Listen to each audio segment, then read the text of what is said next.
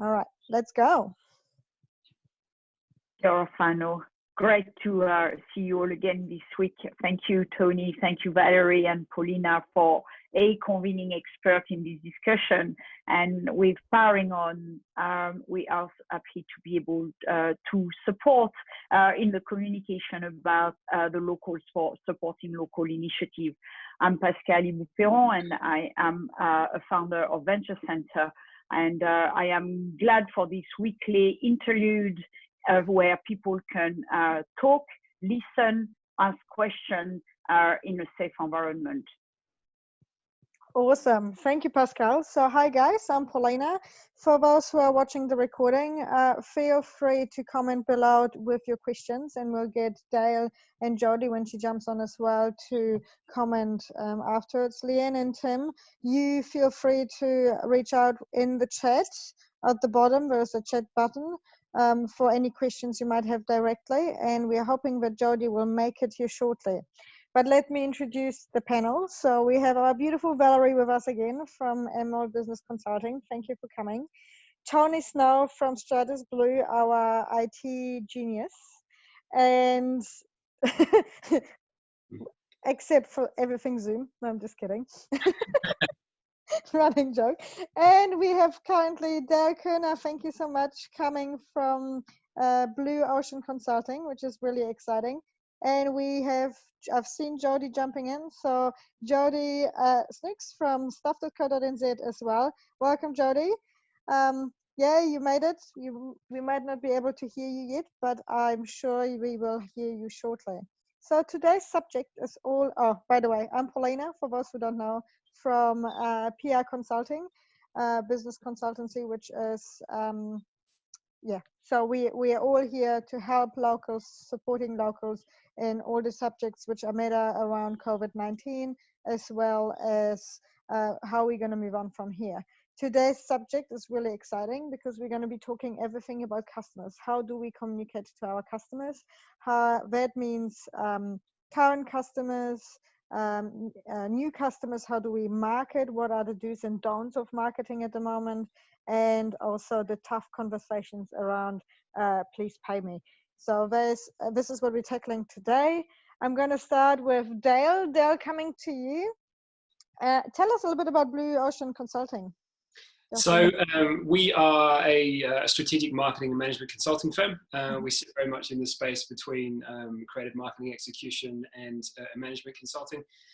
So as a general rule, we work with clients all the way through from the strategy phase, where we're understanding the customers, understanding the market, putting together a value proposition for them.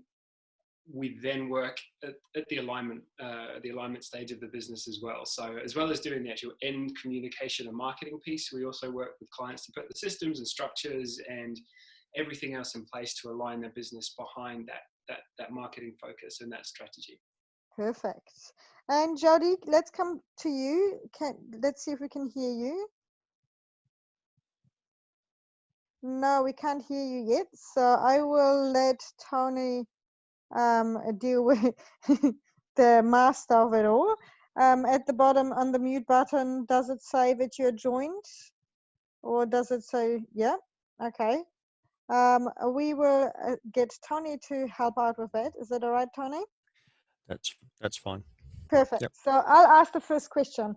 Dale, I'll start with you. So everything marketing, which is absolutely awesome. My question for you right now is, let's go with new customers first. What is it okay to, like we've had this question before, is it okay to market right now to everyone who is, you know, in lockdown, etc.? It's a big question. I think for me, fundamentally, it all depends on the value that you can create and what you're doing. So for me, first and foremost, I think understanding the full scope and the full role of marketing is one of the foundation pieces here. If you treat marketing just as communications, then there's a whole lot that you're potentially missing. So product, price, distribution, all of those things come into the way that you tactically execute. So for me, reaching out and marketing to new customers at the moment, yes. I think the data from past crises and recessions has proven irrefutably that sustaining brand, particularly brand marketing throughout situations like this, is one of the best things that a business can do, so long as they can afford it. I mean, that's the most important thing, is that whatever you're going to be doing marketing wise at the moment, make sure that your staff are looked after before you go and spend those ad dollars. So yes, I think you fundamentally can, and in most instances, if you can, should be sustaining marketing. Communications for me is like a flywheel, particularly when you look at brand level communications. It takes a long time to build momentum. So for people to be pulling time and focus from communications to new customers now, it's a little short-sighted in that it's going to take a while to build that momentum back up again by the time we're on the other side of this. And those businesses that have continued throughout are going to have a heck of a head start. Perfect. So, Jodi, can we hear you yet? Not yet. Okay, we're still working on it. Cool. So the big question, I think, for us was also around the whole what's tactful, because like there's like, especially right at the beginning when there was lockdown, there was so much like Facebook marketing and, you know, like every platform marketing, not just Facebook, where people just went by their merry way, selling and selling and selling the product without even addressing that there is actually a international crisis going on, like a global crisis. And there was a lot of backlash for a lot of brands where it was like, you are not being sensitive to the fact that our whole world is falling apart. What are your thoughts on that? I think over the last 10 days, we've all come to have a much clearer picture of what is okay and what is not. I mean, clearly anyone advertising for anything that relates to a physical business right now is going to get a massive slap on the wrist and pulled down. We just look at government at the moment. So again, I think it comes down to understanding the customers that you're dealing with, and actually right now using some of your social and your digital channels as a way to kind of fast track that understanding. I mean, ultimately they're going to be the people who can tell you best what is the right thing to do. You know, so long as you're not taking any huge risks in terms of what you're communicating, you should be able to get a feel from your audience as to what is acceptable. I think there's an argument here as well that says don't feel that you have to communicate daily because you should.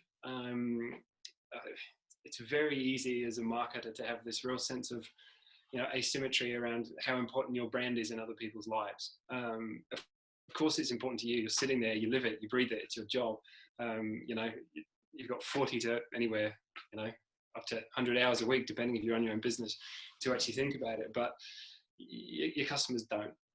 There's a reality to that. So whatever you do in terms of communication, you need to be thinking around how it's adding value, thinking about the context that your customers live in, the realities that they're facing, the challenges that they're facing, and without being down in the dumps about it, adding value around those problems. I think that's the only real hard and fast truth in all of this, is just making sure that whatever you do, you're still helping customers and you're still adding value. Mm-hmm. So that's actually a follow-on question from this would be, for me anyway, because this is something I've been talking a lot to my customers, is, do you think there is a shift of how you should like particularly channels of where you should be marketing to people? Because I don't know about you guys, but I get something like 300 emails a day at the moment in newsletters to say, COVID-19, here's your help. COVID-19, here's your help. And it's just like delete, delete, delete, delete, right?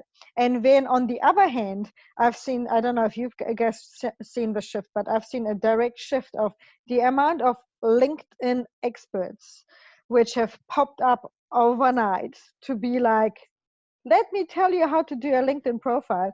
I'm like, really? You're kidding? So do you experience that there is a shift there right now around what platforms are being used? I think it's always going to end up the case that there are only so many channels that are up and running at the moment. Obviously, out-of-home media is probably going to go through a tough little time for a while, but the net effect of that is that it's going to mean a concentration of people communicating, particularly with marketers sitting at home with perhaps not much else to do on their hands, they're going to turn to the channels that are easy to populate. So I think on behalf of the entire world of consumers and marketers as a whole, be selective.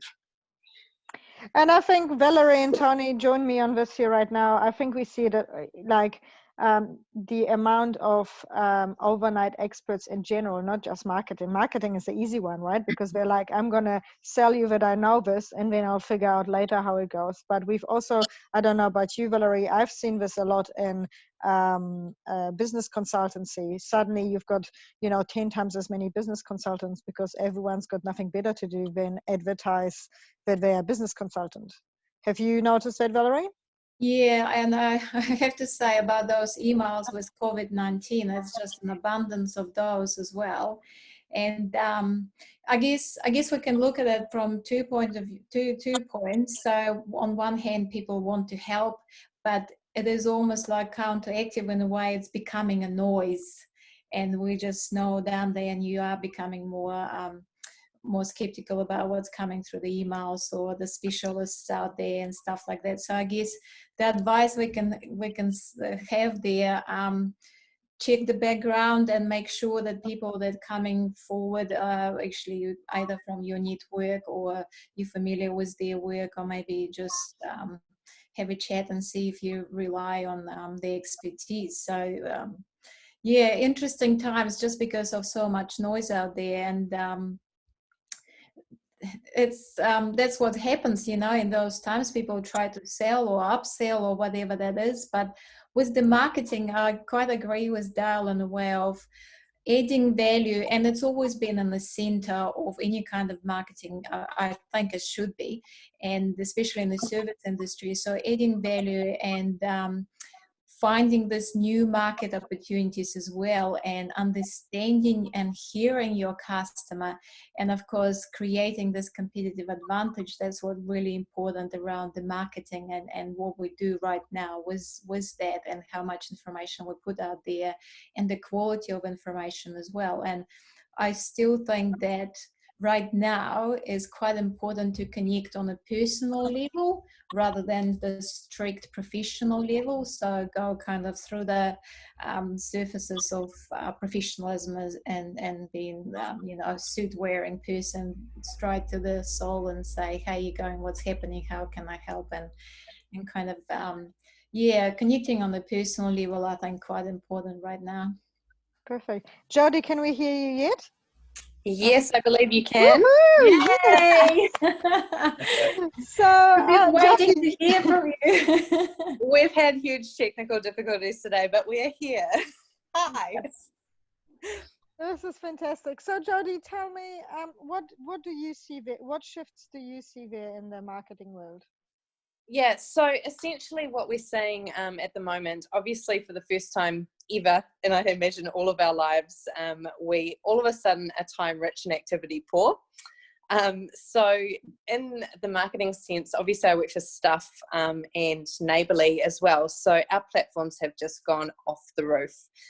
But I completely agree with what everyone's been saying at the moment. Is there is so much noise that we're trying to cut through. The best thing that we can possibly be doing is putting forward our value proposition. Not talking about COVID, not telling us what your response to the COVID isolation and plan is.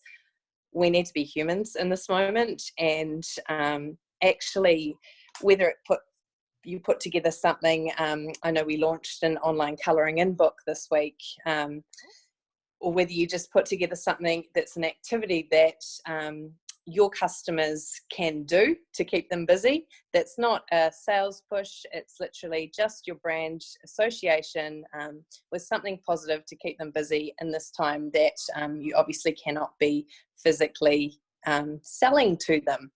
So it's really important just to leverage off that while we can. People that advertise and keep their brand presence over time through a downturn have been known to come out better off. We've seen the likes of brands like Supercheap actually overtook Repco in the last global financial crisis that we had, and they didn't reduce any of the content or promotions or anything they were putting out.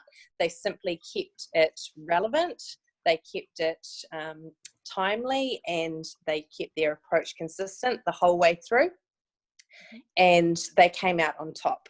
So it's really important, just because potentially your business isn't operating right now, or your clients can't reach you in a way that they once reached you before, not to stop speaking to them in various ways, but just make sure that it's not your typical or the 450 other emails that we're getting a day in relation to what the response is to COVID. Tell us about what you can offer and how you can do it differently. It's time to be talking about our value proposition, and keep it fun, keep it light, be the the sunshine in someone's life. They might not be having a great day, and that's cool. You can offer some value in that way, and your business will come out better off. I think that's a great call. I think fundamentally there's going to be so many people who are in full-on communication mode at the moment that actually gaining ground through this whole situation is not going to be done through communication alone. Looking at those ways that you can differentiate your product or package it in a different way. Pricing, play with some of those levers. You take the likes of fitness trainers. Overnight they've pivoted their entire offering from going to the park with a group of people to done on Facebook Live, pay what you can, and they've managed to kind of I suppose fix and overcome the restraints of their regular practice. They wouldn't survive just on communicating, saying, hey, we'll be back, keep fit, stay doing what you're doing. They need to keep actually engaging with those people, and they've altered their product and their pricing structures in order to do that. So here's an interesting question, and Pascal, I will come to your questions. I've seen it, so coming back to that. But here's an interesting question for you guys, because this is like business consultants versus marketing experts, right? Right here in this room. How do you feel about giving your value out for free? So you just used the example of, hey, come to Facebook and pay whatever you can. You can jump in on for free. And we've seen that the first instant reaction of 90% of all people out there is, I'm going to suddenly what I charged for, give out for free. What are your thought processes on this? I'm really liking this, because we might have different views on this. Well, I can probably give it a go. So I don't believe in free stuff personally, and I think there is value to the expertise, and there is a value to years and years of studies and gaining this knowledge. However, this is unprecedented. This is out of ordinary. It probably, hopefully, will never happen again on our watch. So I think right now, personally, not much of chargeable time, but that's okay. That's absolutely okay. Once we come back to normality, that's not going to be okay. I'm not going to be happy with me for doing this, but I think finding a little bit of a balance, I suppose, right now, because my situation will be different to yours, Paulina, or somebody else out there. But from my point of view, psychologically, people don't appreciate free stuff anyway. It's a double-edged sword, right? So you're thinking you're helping and you're giving something, but quite often it just goes above the head because there wasn't the dollar paid, or there wasn't the struggle around it. So that's a very interesting topic. But as it stands right now, I think it's okay for us to pour all our energy and knowledge into it and deal with the next 2 weeks, and then we'll come out on the other end. I'm pretty sure after giving, you will receive. Interesting. What about you, Jodi and Dale? Yeah, so I'm a big one. I don't like discounting or giving stuff away for free, for the fact that I think that it really truly undervalues your product. And obviously, yes, we are in unprecedented times, and this is not a normal situation for any of us to be in. And you do need to offer ways that you can keep engagement with your customers wherever or however you do that. My recommendation for that would just simply be that if you're going to offer, your value or some of your proposition for free, have a strategy to get out of it. So potentially use it as a carrot to dangle. So they might have a 20-minute quick catch up with you that you might divulge a little bit of what you do, but use it as that carrot so that they actually need to or want to keep coming back to you. So they've got something for the meantime. They're interested, they're invested in what you've got, they're seeing the value in how you can help them, but they have that reason to come back to you once we're out of this, once we're through, and you haven't given your entire value away for nothing. Okay. What about you, Dave? Yeah, look, I kind of have to agree with that. I mean, value-based pricing is one of the linchpins of marketing and business. What is it worth to someone? And of course, right now, there's going to be a knee-jerk reaction that says, well, I can't afford that, or, it's not something that I need right now. And there's going to be a reality there that not everyone's going to want to buy your product today or tomorrow or the week after that. And that's just going to be one of the truths of the situation. But ultimately, so long as what you're charging is in line with the value that people are getting in return and the pricing makes sense both ways, then you just got to hold the line. I think, I'll point out that we're all here on the panel giving away free stuff. That's there is an element to that, and we need to be going back to the initial conversation that at the start of this call around lots of LinkedIn people saying how they're becoming experts at the moment, and there are a lot of free webinars and free services out there. I do know a couple of tradies that are offering free webinars and question and answer sessions to fix your local thing, because there's a lot of people trying to do DIY at the moment, and they'll come and have a look later and to sign it off. So they're adding that value as later on, while trying to get that service now. And I know Chamber of Commerce are doing, and Priority One, they're doing a lot of free webinars at the moment. There are a lot of trainers and people, experts and consultants doing those training and the webinars. I guess it's a matter of finding it's not going to be for everybody. It might not be for you.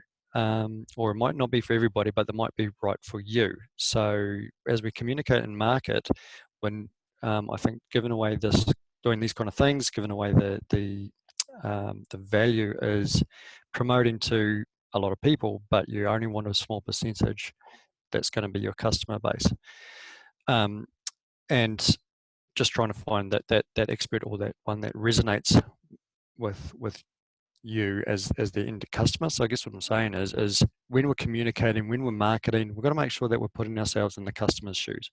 What are we actually providing? What's the value that our customer or the people that we're communicating with wants to get out of it? Are we understanding and compassionate, or are we profiteering? Those messaging is going to be different, and just basically we've got to show we care and be helpful, and then how do we wrap the value in around that?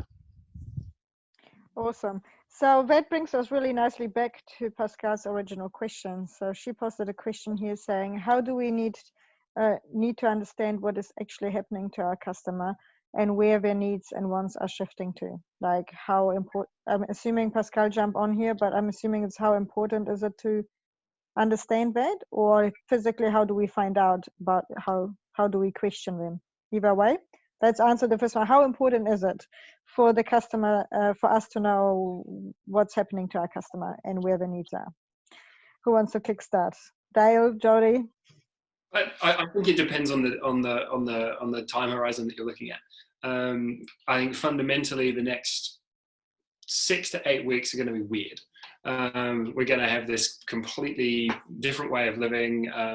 When we come out the other side of that, we're going to have this period of, I don't want to call it false hope, but when everyone's back at work again and the doors are open, there's going to be this little blip of sunshine and happiness. I think long term, we probably need to be cognizant of where the market's going to be going, and let's face it, there is going to be some form of global recession. That's I think just going to have to happen at this point in time, based on what we've seen in the past. But looking to the past as well, what I find interesting is what doesn't change. So you take, for example, I'm from the UK, and all the way through the 90s, there was the BSE crisis, mad cow disease. And for 5 or so years there, it was, this whole market's going to fall apart. It was doom and gloom, and British beef was never going to perform again. That was the way that it looked at the time. 10 years down the line, 15 years down the line, sales return to normal. They've grown. So I think we have to remember that the human mind has taken millennia to evolve, and 8 weeks is not going to change the way we're hardwired. Cool. Jodi? Yeah, I definitely agree with that. And I just think, that we are in a really uncertain time. We don't know what the next 6 or 8 weeks are going to look like. So it's not about what we do right now in this moment. And I guess it's also not about how we respond to our customers, over the next 6 weeks. It's actually sort of a 6-month strategy to get us through this. I think for us, it is important for us to understand how our customers are feeling. But right now, you kind of know, because you are a customer yourself, whether it's of your business or of other businesses in the area. So you have a fair idea of how they're feeling right now.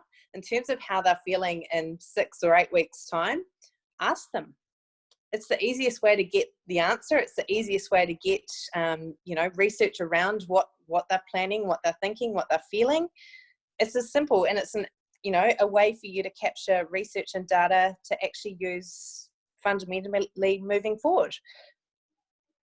I think also the big thing is that we should be, like, every one of us, whatever our offering is, we really should clearly understand who is our customer, where they're at, and what problem we're solving for them, if it's like a pain problem or an aspirational problem. But we should really, really clearly understand who is that customer, like how do they like to be communicated with, what's their problem you're trying to solve with your value, because that's the only way moving forward, especially with all the noise and now the whole world joining the rest of us online. You will see that there will be so much noise going on that you need to be really, really clear of what you're talking towards, like what problem you're talking towards, for your customer to be able to hear you. I think that's the biggest opportunities in the whole situation, to be honest, particularly for marketers, is to just take a little bit of time off of the tactical treadmill and actually look 12 months, 18 months. We can't predict what the market's going to be doing exactly, but take the time to better understand your customers and the value that you deliver, your positioning. 100%. I would like to highlight a word Paulina said, clarity. And I think we have to be absolutely clear when we're going to the market. We have to be clear who is the customer, but also we have to be clear on our message as well, without putting around that COVID-19 stress, fear, the end of the world kind of thing, but be true and correct to what you do, why you do it, how you do it, and clarity. I love that, Paulina. So another question for you guys around that, which I'm interested in your guys' perspective, Jodi and Dale. When we're talking about when you're communicating to your clients, understanding your clients, and ask them what their issue is. So if you are a hairdresser or a tourism operator, which have obviously been, or even a restaurant bar that's been severely hit by this situation, they might not have a database of their customers. So how do they get a database of their customers? How do they communicate with those people that we're going there and using them? Or is it a matter of actually you've got to start from scratch, use different tools, put out adverts, sign up, get some call to actions, put your database in here, then you can start questioning those. Your thoughts, Jodi? Yes, so I was that lucky person that had the hair appointment scheduled for the Thursday after the Wednesday lockdown. So I know that, they're already working on, particularly my hairdresser is already working on keeping in contact with us and making sure that we can get back in for those much needed hair appointments when all of this is over. But in terms of people that don't have databases, there are a lot of free tools that they can use. Particularly if they are a sort of hyper-local business, they can be turning to things like Neighbourly, where they can connect with people in their local neighbourhoods for free. So you simply can be putting messages and things out there to capture, you know, people. You don't need to build a following. You literally just talk to people that are in your local area. In terms of actually growing that database, I imagine that there would be, you know, people that don't have anything. So yes, that would be essentially a starting from scratch scenario. However, if they've got good brand recognition or any brand recognition at all, it's not going to take long. And I think, you know, coming back to the human element, we're all in this together. Just because we're obviously isolated at the moment, once we get out of that, people will go back to spending. At the moment, we're fear of loss because we can't do our shopping or our, you know, hair and nails or whatever that looks like, which is going to make us want to do it more when we get out. So if people are putting messages out and communicating with their local market through this period, then they're going to be the types of brands that we turn to first because they are top of our mind. Dale, do you have anything to add to that? Well, like I think it's absolutely do. Tony, you mentioned tourism operators. I would encourage them to lean on their regional tourism offices. You know, they do a great job, and they'll be trying to garner and share as much information as they possibly can. The optimistic part of me wants to say that now's a time that competitors don't need to be competing. Maybe there's an opportunity there, you know, get together as as an industry, or even if there are similar businesses to you. Jodi used the example of local businesses. What's to stop someone from talking to a cafe here in Tauranga, talking to someone in Auckland, to Wellington, to Hamilton, and just trying to garner trends from other areas where no one's treading on each other's toes. I also think, like, what I love about tools at the moment, what we can do is like things where we can collaborate. Tony, you had a perfect example. You posted in our group the other day, soscafe.co.nz, which I think is absolutely fantastic. So it's an initiative, right, born out of nowhere, like out of the need to support those local business owners to stay there. Now, will that cause a cash flow problem later on? That's a discussion to be had on a different level. But from a marketing perspective, I love the fact that all of those people got together and said, okay, how are we going to build this? What are we going to do? And how do we show up and still say we are here for the long term together? So rather than going, oh no, I don't want to do anything with that business consultant or like Valerie and me, we are sitting here together giving our views, because it's about collaboration and how can we help the wider community together, or how can we show the wider community that we are still going to be here once the lockdown is finished. And I think that comes down to, and what SOS Cafe is doing is really taking a look at our own businesses and saying, okay, to stem the tide is about cash flow right now. And as Jodi said, we're in that fear mode. And it's about, okay, what can I do? What is my value that I can add to customers right now? What can I get them to pay for right now, but get later? And that's going to help our cash flow right at this particular moment. If it's giving away something free, giving us something advice, providing a discount, for example, a restaurant, might be come for a free family of 4 to be used in the next 12 months, pay for it now. Very similar to the those other voucher systems, right? That you can do pay for, but everything's going back to the business. So it's and part of that communication and that marketing is liaising with the different platforms about how can I market right now but pay for later. There is a number of free social medias. We're using one: Facebook, LinkedIn, and obviously Neighbourly, to try and get out to the local people. Okay, buy now, receive later, but you also get this. But looking at that price point, so there's a whole lot of different angles to come from communication and marketing. 100%. So I'm on a swap subjects right now, and get you guys' view on, because we were talking about new customers, a little bit about current existing customers, how to communicate with. But let's have a conversation around, on a human level, from all the different areas we come from. How do you communicate with your customers who are suffering right now, like tourism is a perfect example, to get them to still pay your bills? I mean, that's the total opposite side, but you know, the reason why we've added this subject in here right now, because I would like to hear from a marketer's point of view of, from a human level, how do you approach a subject where you know it's tough to go to them and say, hey, you still need to pay your bill? I think it's a relevant question, because we want to talk to marketing people about providing their services, but not pay them now. Yes. Okay. Is that what we're doing? Okay. All right. So how do we do this with you guys? No, Dale and Jodi, what do you think? I think for me, it comes down to some of those founding principles of leadership. Speaking with integrity, clarity, and just acknowledging the situation. I mean, that's all you can do, right? We're all in it together. Everyone's going through the same challenges. Everyone's cash flow has been impacted. Whether that's the role of marketing, I question. But on a fundamental level, I think it just has to be done openly and honestly. I think that's the only way you can do it. What do you think, Jodi? Yeah, so I completely agree with that.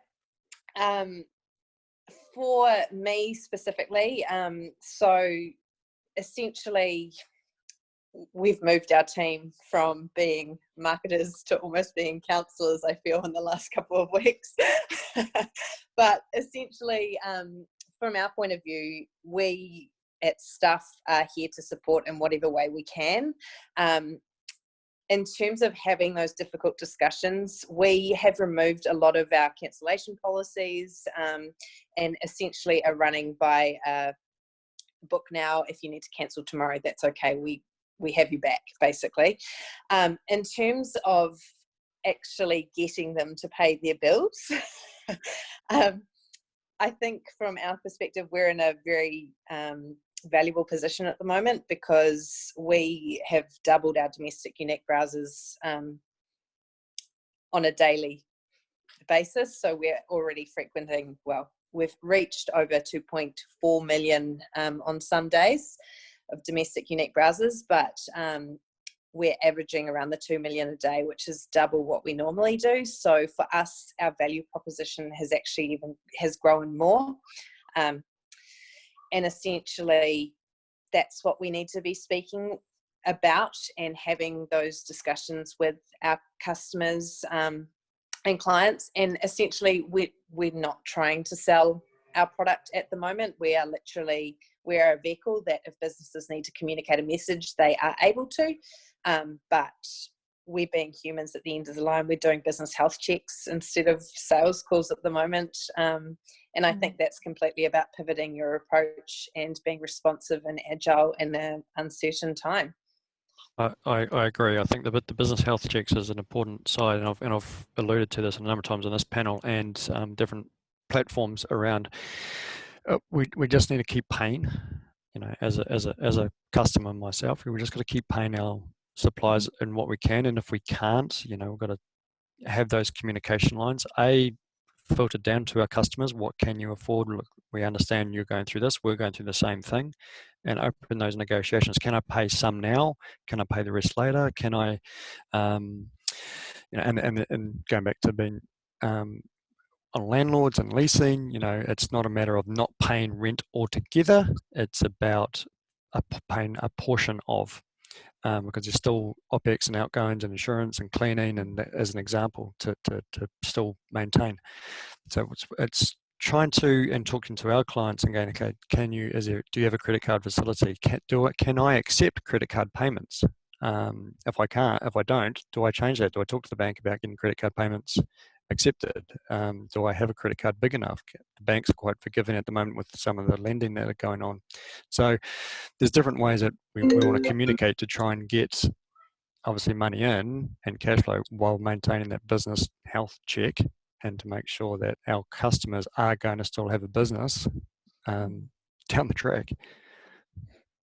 That's a very good point, Tony. I mean, looking at that longer term picture is, you can't, I guess, press too hard now, because if you squash someone completely, then you've got no chance of recovering that.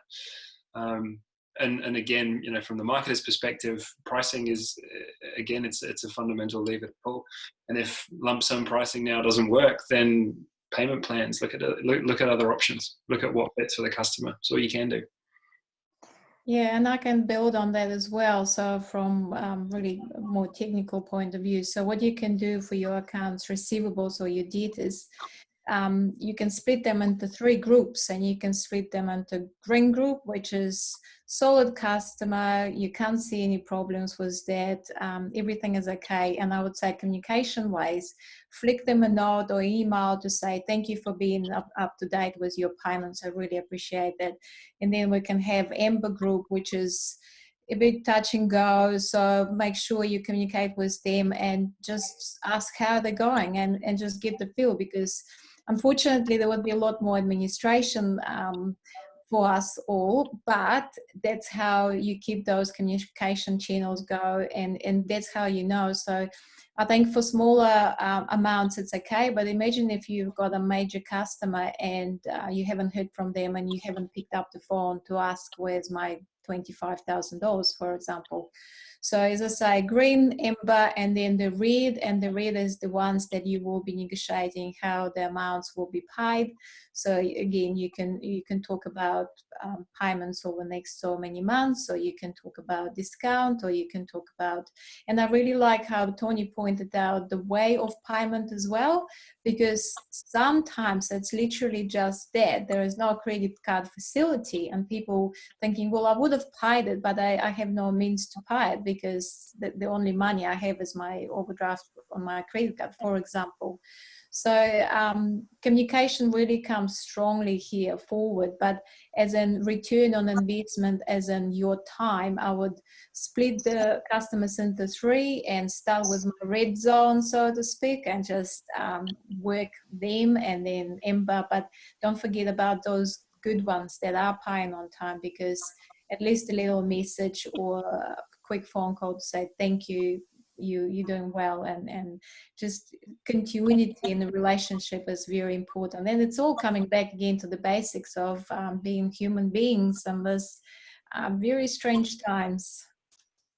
100%. So I think what I love about everything you guys said, but like communication and value proposition, is also that being that personal touch, right? Like Jodi just mentioned, gone from being a salesperson to being a counselor, and we experience this a lot. Like, and knowing that we mentioned this before in a different panel, but we talked about not send a 0 invoice with a personalized message. Take the time to actually personalize it, rather than just sending the automated message which comes with your invoicing.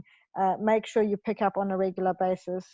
If you struggle, that's the other side to it. If you're struggling with your cash flow and going, those people aren't paying me, there is places out there, like I think it's called Getty Pay. Tony, you might remember, but we can look it up and I'll post it in the group later, where you can help, like the customer can pay them while they pay you the whole lump sum, right? So if they pay them on a payment term, you get the whole bill paid up minus the fee, so that you can get the cash flow going and rolling. So there's other tools. We have to look outside the box, rather than what our normal debt process would be, right? Going first email, second email, third email, and then debt collection. That's not going to work this time around. The other thing I would probably urge people to think about is, do you want to keep the customer?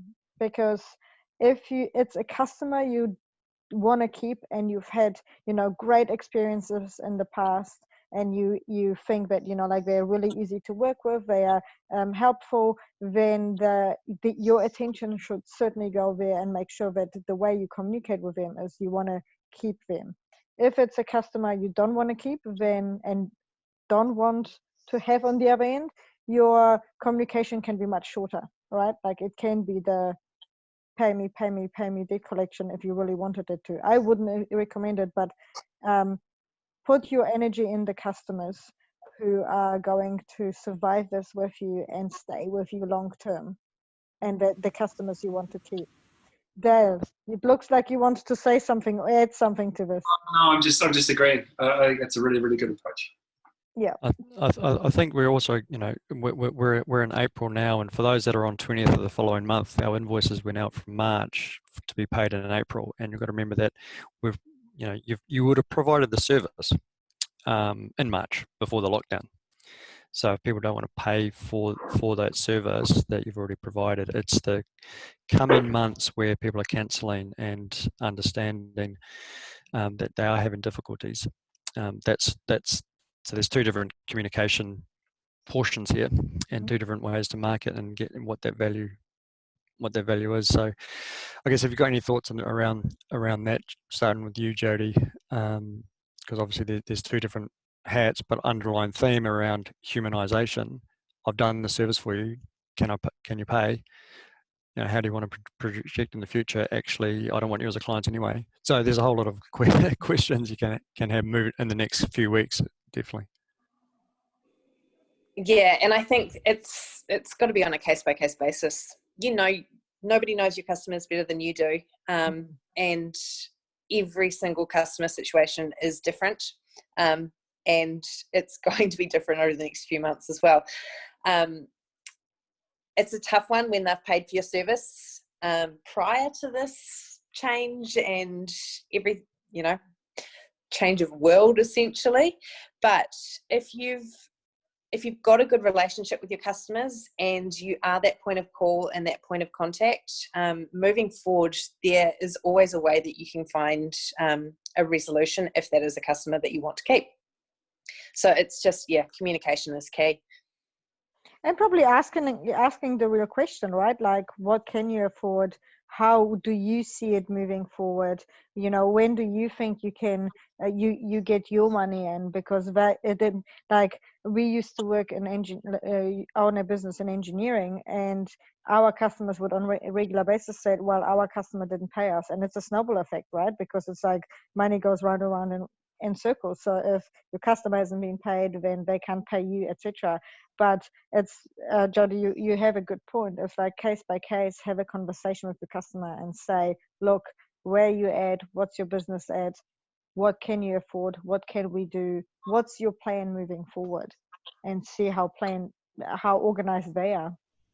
Yeah, it's definitely, there's no one size fits all box in this scenario. So it's, you've just got to play it by case and see what best resolution you can come to mutually.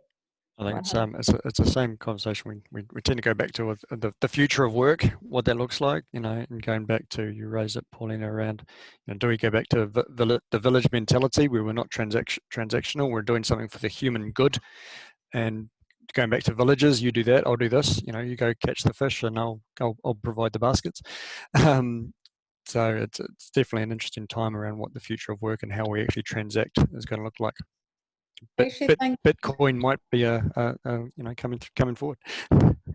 I actually think that we will see a lot more cash sales as well. So we will be encouraging cash sales where you don't have 30 days to pay or 20th of next month. It will be more of a 7-day bill or maybe straight cash sale, because when the times are like this, cash is king, right? So cash flow is our airflow, and that will probably happen at least for the next couple of months, I would say. And then if things are recovering and going well, then we probably will fall into those more longer terms. But it seemed to me that it will be a lot more just ad hoc, pay now, cash sale, let's go. I think also a lot, like I've experienced that when I started projects with new customers, that if I have to outsource some of that work, they go and say, this is a new customer, they need to prepay at least 50% or a certain amount of money, because they just don't have the trust that everything's going to be okay, because they don't know that customer, right? And I've been working in a world where you pay not by the hour but by value base. ahead of time. So if we want, not just me, but in general, with the groups I'm connected to, it's about, okay, it's you're not going to get X amount of hours, or I charge you for hours, but it's you pay me $1,000 and I get the job done for you. You're going to pay for an outcome, but you're paying in advance. So I think there will be, I can see already some of those shifts happening in the world. I think there's an opportunity as All well. right. Sorry. I think there's an opportunity in all of this, just building on Valerie's concept of the green, amber, and red clients. On the other side of this, looking at the trends and commonalities between those green clients, the ones who value enough to keep paying and who have the liquidity to be able to do so, that's where you should be starting to look at growing the business going forward, right? Because they're a good fit. Yeah. 100%. Yes. All right. Thank you so much, guys. It's 2:00. Unless we have some parting comments. Jodi, Dale, thank you for taking the time to connect with us. For those who are listening to the replay, feel free to comment below, and we will get Dale and Jodi to answer some of those questions as well, with Valerie and Tony and myself. Thank you everyone who's joined us today, and we will see you all next week. For those who are here, Craig and Tim, if you aren't part of the group, just jump onto the group. We'll let you in so you can see and follow all the different conversations we are having in the group. And Dale and Jodi, I really appreciate your time for coming in and sharing your views on the world with us. Thanks for having me. All right, perfect. Thank you. See you later, guys. Thank you. Bye.